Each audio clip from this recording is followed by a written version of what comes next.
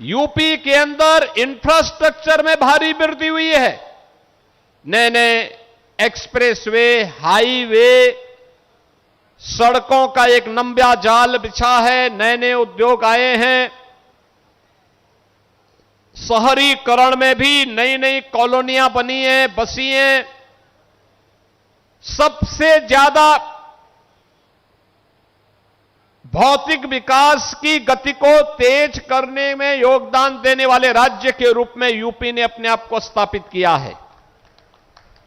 लेकिन सबसे ज्यादा भौतिक विकास के साथ साथ पर्यावरण की दृष्टि से बड़े राज्यों में यूपी ने अपने वनाच्छादन को भी विस्तार देने में सफलता प्राप्त की है। और मुझे बताते हुए प्रसन्नता है, मेरे सामने आया है, उत्तर प्रदेश में हम लोगों ने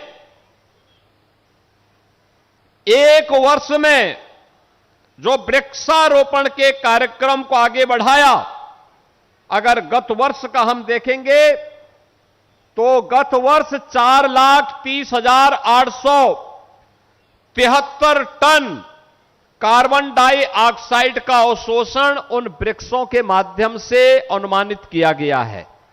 यानी जो एक तमाम विषैली गैसें स्वास्थ्य के लिए प्रतिकूल होती हैं, जीव सृष्टि के लिए प्रतिकूल होती हैं,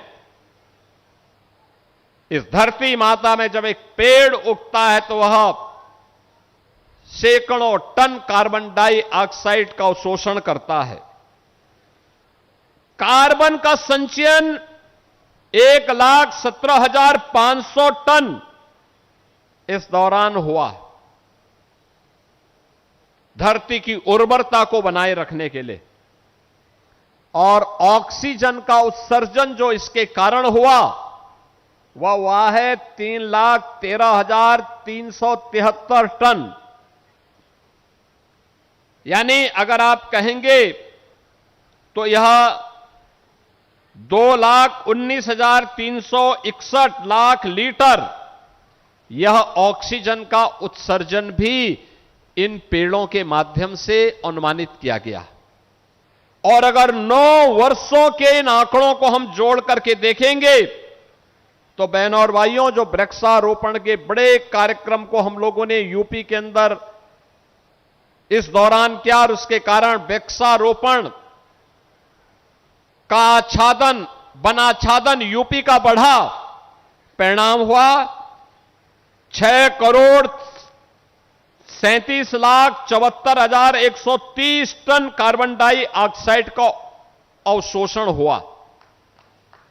1,73,90,000 कार्बन का संचयन भी हुआ और 4,63,90,130 टन ऑक्सीजन का उत्सर्जन भी हुआ।